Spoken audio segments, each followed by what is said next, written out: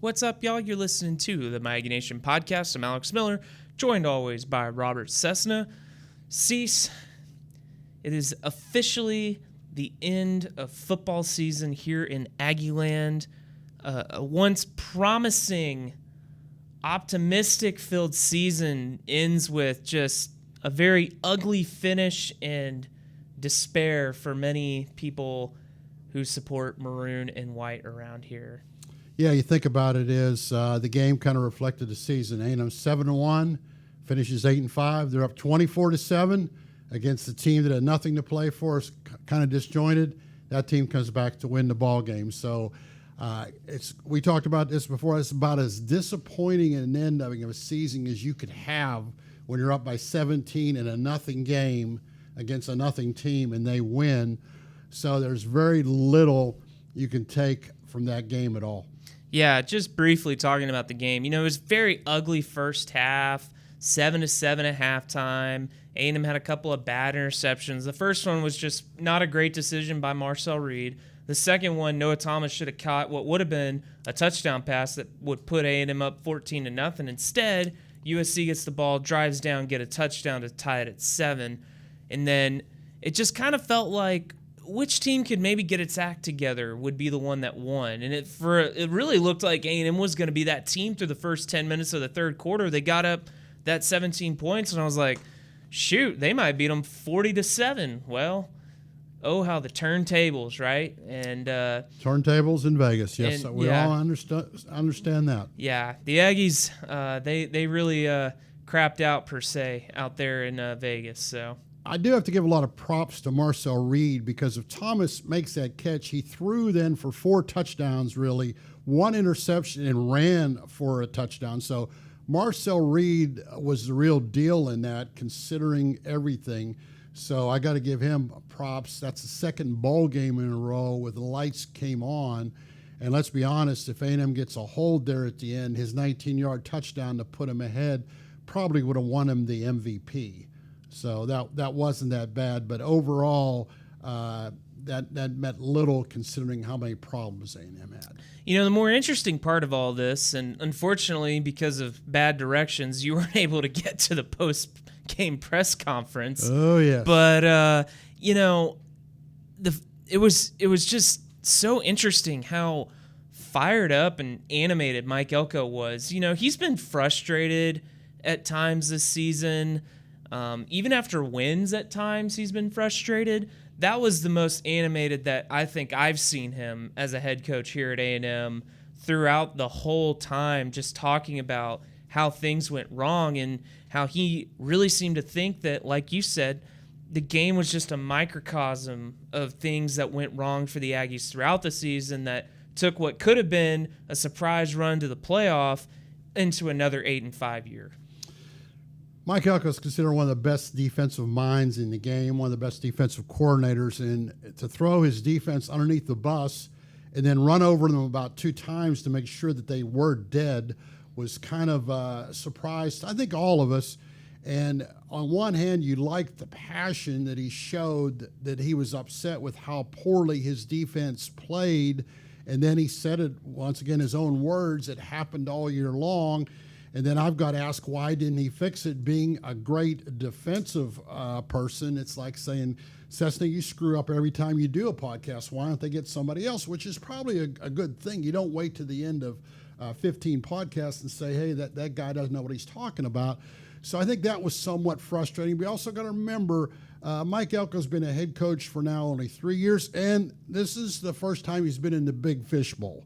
I think if he did that after a Duke loss, I don't know how many people would have paid attention. But when you do that at A&M and you throw your defense underneath the bus, I think you veer off the road a little bit. And it'll be interesting to see how he evolves from this as a head coach and how he handles setbacks, so to speak, and then how he fixes what he's said is a season-long problem, because obviously he doesn't get that fixed.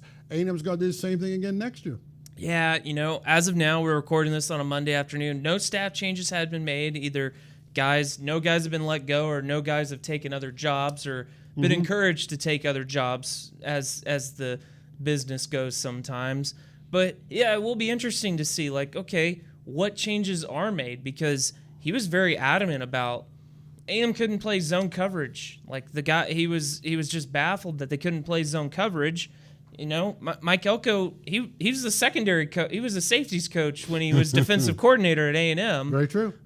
You know, so that's kind of puzzling. And you know, they were playing without Will Lee, their best cover corner. But, you know, that doesn't get me a pass. Yeah. Because you had your backups have played how many fall camp and everything. And yes, he wasn't playing without his defensive line, but he had problems with that defensive line throughout the season. This was supposed to be two of the best defensive ends in school history. They had a lot of games where they didn't get sacks, or the quarterback had good games.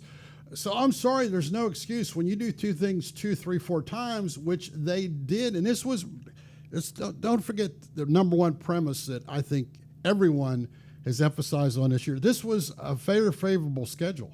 This was a schedule that A&M should have, you know, done what they've done. Get 7-1 wasn't a surprise considering the schedule, and it is somewhat baffling because why didn't Nick Scorton make more of an impact? Why didn't Turner and Stewart and all those guys? That was supposed to be a great defensive line. We didn't see it.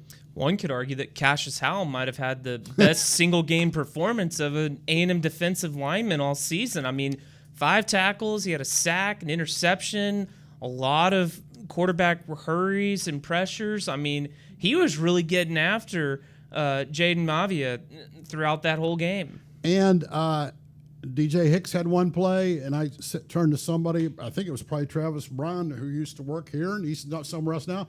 And I said, that's what you expected from the defensive line all year long, but we didn't see it. And it was somewhat perplexing. And then for Mike Elko to kind of go off after the game, that was even more puzzling. Is once again, I appreciate the emotion, but we all know you got to have your faculties in mind over your emotions, because your emotions indicated you didn't get it done upstairs, because A&M was not ready to play a passing team in game number 13. A guy that was starting his 4th or 5th game of the season for that team, and that's kind of inexcusable. And I get it. Everybody has injuries, and you talk about it. The bottom line was USC's ragtag team beat A&M's ragtag team, and I thought A&M had the better ragtag team going in. I definitely did too. Well, Elko put it best after the game. In a lot of ways, A&M's made a lot of strides in its culture this season. We've talked about that a lot. Torian York said it was a circus last year. Anyone that's been around A&M football is probably aware of that. They preached accountability. They preached discipline. In a lot of ways, it seemed like they kind of got their act together in that way.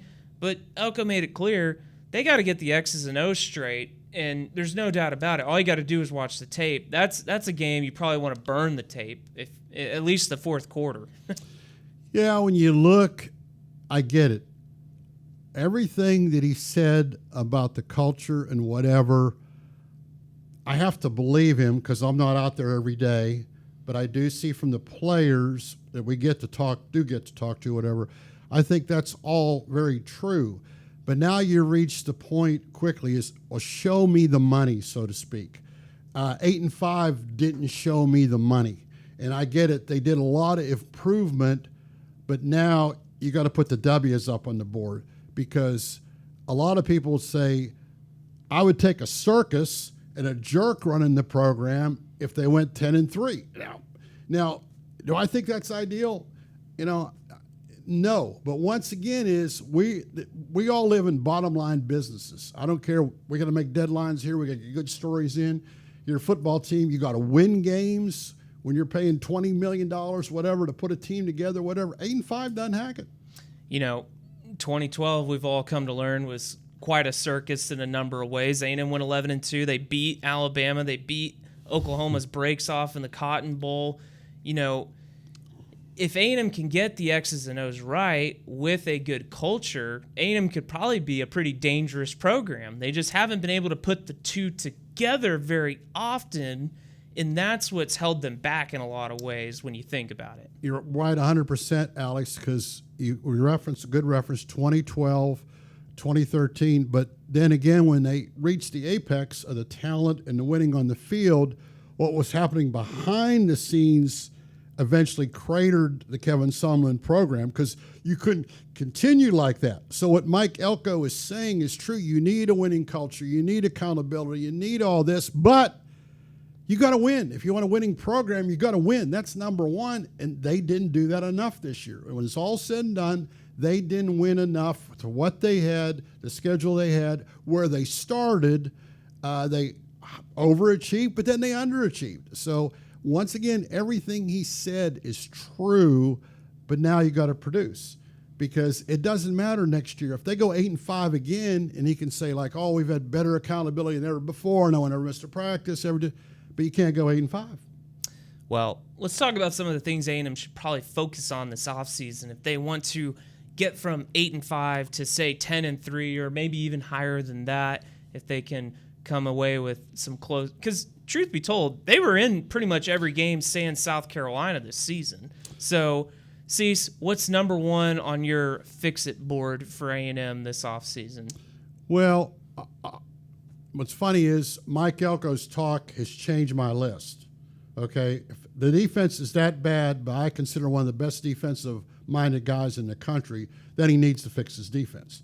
Now, if they'd have won that game and he wouldn't have done that, my number one deal was to find a wide receivers. You know, make the wide receivers room better, because if Thomas makes that catch, they might win that game. But they didn't have a big-time receiver all year long, not consistently. And he's addressed that by going out and getting some people. And it's hard for me to, what's funny is he judged Jay Bateman in his closing that wasn't good enough. I, like a lot of people, wonder what Colin Klein's offense is going to look when he has all the components, because they had a good running game. But then I watched that game, and so many times he make calls that I scratch my head as a 72-year-old football fan, or is not breaks the sport down. Like one time, crucial in the game, A&M had 3rd and 4. And they need to pick that up. They threw long, a low percentage play, and I'm thinking, you've got one of the best mobile quarterbacks in the country. Why does he get up? Just little things like that, but he doesn't have enough of the pieces for me to go ahead and be critical of Colin Klein. Now, with 2 years in the transfer portal, 2 years of building your program, I expect the offense to be a lot better next year, being a little bit more balanced against good teams and get production. So number one, the defense. Since Mike Elko changed my top list. And then number two would be the offense, starting with getting a couple wide receivers that the other team is fearful of, because I don't think anybody was fearful of A&M's wide receivers. Well, the good news for the Aggies, they've got 3 wide receiver commits out of the transfer portal, and all 3 they're hoping are guys that can boost that room a little bit. You got Micah Hudson from Texas Tech, former 5-star guy. You got Mario Craver from Mississippi State. And now you've got Kevin Conception from NC State, who had a great season this last year. So, you think where A&M's been and where they're going, those are guys they're hoping. Now, the question's going to be, a couple of those guys had some injuries this season. Hudson missed an extended amount of time. Craver missed time down the stretch. They got a 5-star in Jerome Miles that they signed at the high school ranks, but he's coming off a knee injury. Mm-hmm. So, what's the health of this wide receiver room going to look like come August is going to be my biggest question. It's going to be interesting to see how that unfolds throughout the offseason itself. I'm curious, does Marcel Reed add a little bit of weight to his frame? Because he's a pretty skinny guy. He throws a good ball. He's not scared to run it. Does he put on a little muscle to kind of beef him up a little bit now that he's the guy and is going to have to be withstanding 12-plus games throughout the season? Because let's be honest, one of A&M's biggest problems over the last 5 years has been its lack of consistency at quarterback. Since Kellen Mond, there has not been a quarterback go the entire season not get injured. And if you're Marcel Reed, you probably want your body to be in as best a shape possible to withstand the wear and tear of what comes with playing in the SEC, and that's going to be on A&M to make sure that they don't put a quarterback in a position to get hurt like some of these other guys have. And sometimes in kind of flukish ways when you think about Wegman getting his foot stepped on, Johnson hitting the back of the helmet with his thumb, Wegman again diving on his shoulder funny, but still, that's something that A&M's going to have to overcome if they're going to be a championship-type team in the years to come. I agree with you 100% because when you look at it, one thing I look at it, even when they were both healthy, A&M picked Wegman over Reed, which turned out to be the wrong choice because Reed proved that he was better. So once again, then you make bad choices on defense. So A&M, you're right, has to make better choices. They have to fit the offense around Reed, whatever that is. They're still recruiting tight ends as well, so I guess Klein likes tight ends. But whatever you make, you have to make it work. What I like is they've got abundance of wide receivers because you look at the numbers, they really only need 2 of those guys to really come through. If you throw Thomas in the mix and if you want to have somebody else come out, one of the new freshmen or whatever, you really only need 2 stud receivers. If you get 2 stud receivers, because A&M has none in my estimation right now, and you're right, they're counting on guys that have been hurt, guys that really haven't produced it consistently. So I like the numbers because they're not all going to pan out. You're not going to have 4 Christian Kirks out there because there's not enough balls to go around. But once again, we touched on a lot of things. There's a lot of things A&M has to do better to be a championship team because we all got hey, you beat Texas, they go play for the SEC championship. Do you think that team we saw against USC would have done anything against Georgia in a SEC championship game? I mean, I get it, Texas, a lot of rivalry. They played well. They could almost won that game. Texas tried to give the game to them at the end, but I'm thinking if they went to Georgia and in Georgia's backyard and played them, they might have got the snot kicked out of them. What I saw in Vegas. Now I understand they'd play with more emotion, more guys wouldn't opted out, but the bottom line is that they've got to take several steps before they're one of the top 12. Yeah, me thinking. I think Aggies would do a lot to get a guy like Christian Kirk back on this team. That's my point. You got to have somebody like that because he demanded double wins. He's probably the last guy that. He's the last guy that got 1,000 yards receiving. He's the last guy that you had to put double coverage because as good as Anaya Smith was, and I would never knock him because I felt he gave 100% all the time. But he wasn't the kind of guy you double teamed. He wasn't the kind of guy that was going to win a game. Christian Kirk was going to win a game, and that's the kind of guy you wanted. Mike Evans was going to win you a game. Ryan Swope before he got Josh hurt. Reynolds was going to win you a game. Going to win you a game. A&M hadn't had those guys. Along the lines of receiver and defense, something that I'm going to be interested to see, does A&M move Terry Bussey back to defense with such a need to cover? And, Bussey came in as a cornerback. We all know that. They moved him to receiver because there was such a need there. If A&M feels comfortable with what they've brought in through the transfer portal and through the high school ranks, do they feel like Bussey is more needed on defense? That's going to be something that will be interesting to see throughout the spring and into the fall. Great point, Alex, because, once again, as I kind of move around in Cease's mind, because I thought they underused him. I just thought he was too great an athlete. I thought they should have used him more considering what else. I thought this guy, when he gets the ball, I expect something to happen. Never drops it. He always catches it. He had the catch again. He had a great catch with Jahdae Barron on his back for a first down on 3rd and long against Texas. Now, once again, we're not out of practice every day. And when Mike Elko has his meltdown of how bad his defense was, which we didn't see it because we're not out there, maybe Terry Bussey needs a lot of work at places. But what I saw, I really liked in Terry Bussey, and I even saw him playing high school. I said, man, that kid is just a natural athlete. The football in his hands or going into him, or when he takes those pitches, he just looks natural to me. And I go, they didn't use him enough. Well, it's definitely been a disappointing and frustrating end for A&M's season. But the thing that I think gives Aggies optimism is a couple of things. One, Mike Elko has acknowledged A&M's weak spots. He's been pretty front and center about that. The other thing is, this guy's got an incentive-based contract to make a lot of money if A&M succeeds. So, he seems like the type of guy that can admit faults and has a desire to fix them. The question's going to be, is he actually able to do it? Is the proof in the pudding? And here's the deal is I've had a few emails, and I even said what some of my emails said to me. What if Jimbo Fisher was still coaching? Would this team be 8-5?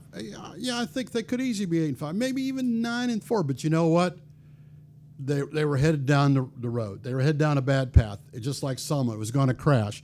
So no, you wouldn't have wanted Jimbo Fisher coaching this year because inevitable he was going to go. The sooner the better. Now we're moving. A&M program is moving forward. It's what Alex said. Can Mike Elko make the right decisions, right choices? Because he's had the 13-game honeymoon is over, and man, it was a honeymoon for those first 8 games. But man, these last 5 games, the honeymoon is not only over. There's some of the luggage is out in the front yard, and you got to get that back in. Well, hey, it's basketball season here in Aggie land. A&M plays Texas on Saturday. Oh, yeah, we need to mention that, yeah. So yeah, you got to mention basketball, and we'll get to that. But that's the beauty of having a well-rounded program. Now you got a top 10 basketball team in in the country's best league, just like football. Maybe this year might be the Big Ten. Wait and see in football, but this is right. Looks to appear the best basketball league, and they're going to open against their rival this week. They got a senior laden team, a veteran team, so there's a lot of buzz. Mike Elko can. Hey, nice word choice there. Yeah, Mike Elko can be glad. There's a lot of talk about the men's basketball program, and rightfully so. And baseball soon. Well, we'll let basketball have its moment. This is one time you can enjoy one season at a time, because I expect this team to make at least a Sweet 16 run.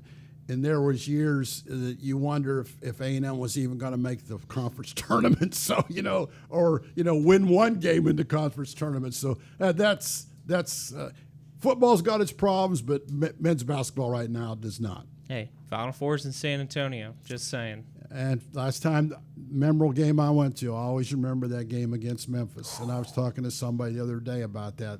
You want to get back to those kind of games where every possession you're thinking, could they make the Final Four? That's what you were thinking back then. And that's a pretty good feeling to have around your program. And I get a lot of them have it all the time, but not at A&M. This is how would you say it? Rectified error, or what's that? What kind of whatever kind of error, whatever. People don't understand my Pennsylvania jargon, but there you go. Well, hey, that's going to do it for this week's episode of the My Aggie Nation podcast. Be sure to check theeagle.com for all of our coverage on A&M sports. We'll be back next week, coming at you with more A&M basketball coverage.